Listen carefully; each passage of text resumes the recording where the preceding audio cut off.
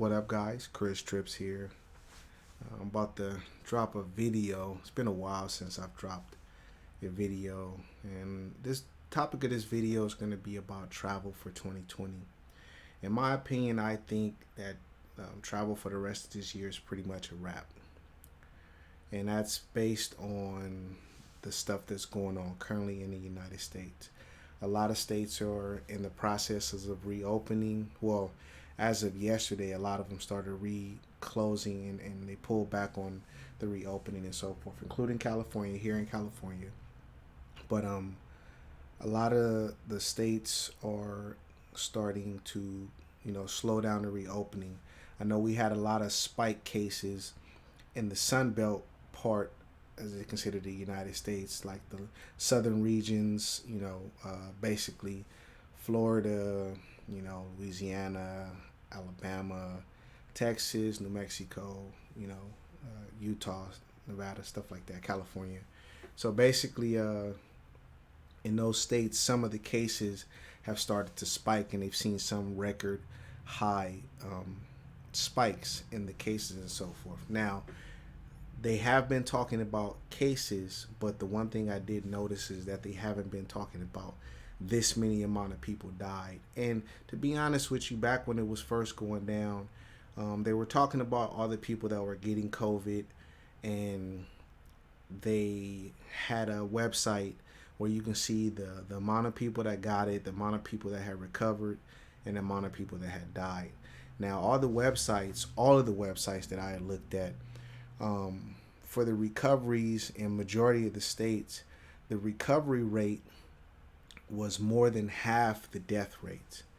So even now, what they're talking about on the news, they're just talking about how many cases, but they're not talking about an abundance of people dying and so forth. So that could be good news. Basically, when I say good news, not that the fact that people are getting coronavirus, but the fact that they're not talking about people dying, which means that they're just catching it, and then they have to go into the quarantine to get better and so forth. So but either way, you know what I'm saying, being that the cases are starting to rise, it could affect Americans from traveling internationally to specific countries, and in particular the EU. Like this article that I have on screen, they may bar American travelers as it reopens borders, citing failures on the virus. Now, in my humble opinion, I think a lot of the numbers have been fudged here in the United States. That's just my opinion. I think it's been a lot of number fudging, especially with reports of them people dying from other reasons. And if they had a trace of COVID in their system, they would say that the cause of death was COVID, which isn't correct, being that they already had underlying conditions. So that's what I'm saying. Or if they fell from a building and they died and they had COVID, oh, the reason why they died is because of COVID. That's not true. They're just fudging the numbers. That's why I think a lot of this stuff, is making us look really bad, but supports whatever agenda that they're trying to push in society and so forth. So, but neither here nor there. Basically, I think it's going to affect travel for the United States. Hopefully it doesn't. Hopefully we'll be able to quell this pandemic and get the numbers down so that we can go back to traveling. Because, a lot of us are sitting at home like, when are we going to be able to travel? Like, I can't even go down to Southern, like to cross the border to go like into TJ into Sonora or anything, Baja California, anything like that, because the borders are closed. And that's probably another video, because I've seen reports that people crossing the border and coming back and so forth. So that's another topic. But back to travel and so forth. Even if you were able to travel, for those that don't have your passport, as of yesterday, July 1st, 2020, there's only going to be 16 passport agencies and centers that are in phase one that are going to be open to people applying for passport. And the other thing is, they're not going to just allow anyone. They're prioritizing people that need to travel within a 72-hour period due to life or death emergency and so forth. So the passport agency center, you click the link right here, it'll take you to a page where you can make an appointment, and then you'll be able to find a facility near you and you'll be able to go and apply for passport. But as for right now, passport application options are very limited. You see that we're still in level 4 since March 31st. Do not travel. So that's basically for the United States. They're recommending that we do not travel because we're still at a level 4. I do hear people, on different, couple of friends, and I hear like a couple of people online stating that, once the Dominican Republic open up, which it is open now as of yesterday, they did open it up, and basically they're still up to this point at a level 2, which is exercise increased cautions. I know a lot of people that are on the East Coast, New York, Jersey, Atlanta, Georgia, Florida.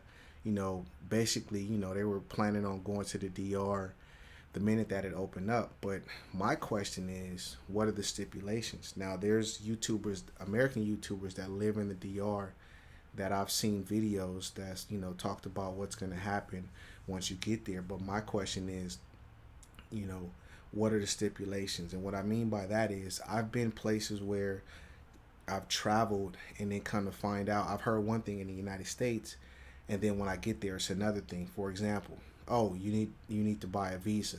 You should have bought a visa before you left the States and stuff like that. So people will say one thing, but once you get into the airport, it could be another story. That's not to discredit any of the information that people put out there, but I'm just saying, I need to know for sure what's going to happen. So I'm just kind of, and as you see right here, the president of the Dominican Republic extended the state of emergency until July 1st.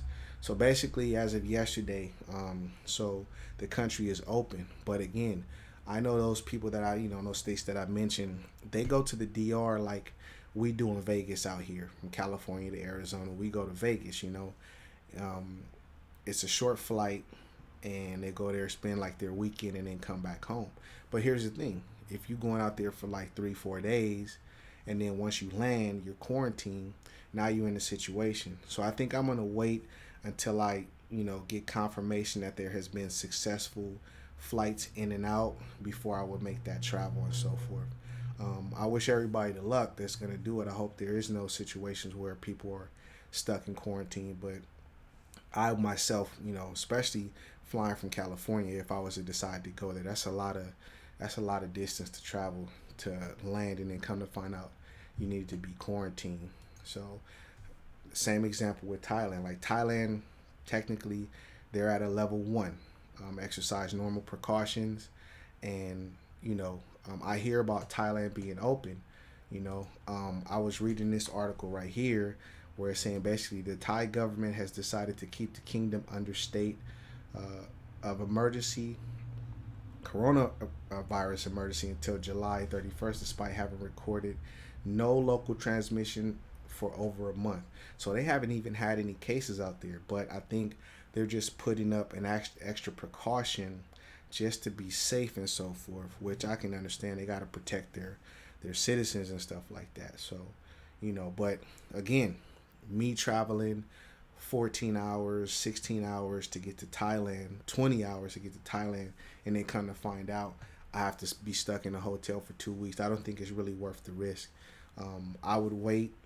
I know people are eager to travel, but it's not. And if you notice, this is recent. This is as of June 30th, so this is a couple of days ago. So I would wait until I got confirmation that people are successfully out of the United States flying in and out without any issues and so forth. I was looking at places like Colombia. Like you can't even find a flight to Colombia right now. It tripped me out because basically, and I'm just coming up with, let's just say that from the 14th until the 26th of August, they're not allowing anybody into the country. And again, from the people that's on the ground, I hear them that, there's people that I follow that live in Colombia. They're talking about there is, there's no flights, there's no in and out and so forth. And as you see, they've searched over Expedia, you know, which is a website I use a lot for traveling. More than 400 airlines that we sell couldn't find any flights from LAX to Medellin. So if you fly into Colombia out of LA, it's not going to happen. Now, on the flip side, I did plan on going to Brazil next year. I was going to go for Carnival. And basically, I want you guys to see um, an example of what the flight prices are, because that's what's really amazing to me. You know, we're used to seeing anywhere from $1,100 to $1,400. I say as low as 900 with some funky landing times and leaving times. From 900 to $1,400. But as you see right now, $488 to fly to Rio de Janeiro with Avianca, which is a really good airline. It gets you there at 11:05 p.m. But here's one that'll get you here at 5 a.m., 5:25 in the morning, and so forth. $488. You know, it's a good time to buy tickets and so forth. But the only issue is, you know, basically what's going to happen, because these people that I follow that live in Brazil, that live in Colombia, they both have talked about Carnival is canceled. Now and this is what takes me back to my whole misinformation thing. So these guys that live there, they're online talking about Carnival is canceled. However, my buddy that I was supposed to travel with, he has friends that live in Rio de Janeiro, and they're telling him that Carnival is still on. And even though we got all these cases, like Brazil is starting to have a lot more cases, positive cases of coronavirus and so forth. So, you know, it's kind of up in the air right now. But this is a great price. That's under $500 to go to Brazil. I have never seen a price like this in all the years I've been traveling. I think the lowest I've ever seen Brazil was about $770. I got that one year that I went, but that was way back in like 2009, 2008, like that. You know what I'm saying? So it's almost tempting. Makes you want to just buy the ticket right now and take the risk, which is something that I might end up doing. And you know, and if they need to change, I just have to change the ticket and so forth. So it's just something to think about, man. You know what I'm saying? For right now, man, we're stuck. So I just recommend everybody, you know, save your money and just get ready for next year, because hopefully by next year everything will be contained, it'll be in control, and then we can go ahead and move forward and get back to doing what we do, what we love to do, which is travel. That's pretty much it. I'm going to go ahead and end this video. Man, it's a dope price. This is Chris Trips. I normally would say be safe in your travel, but I'll just basically end it off with be safe at home, guys. Signing out.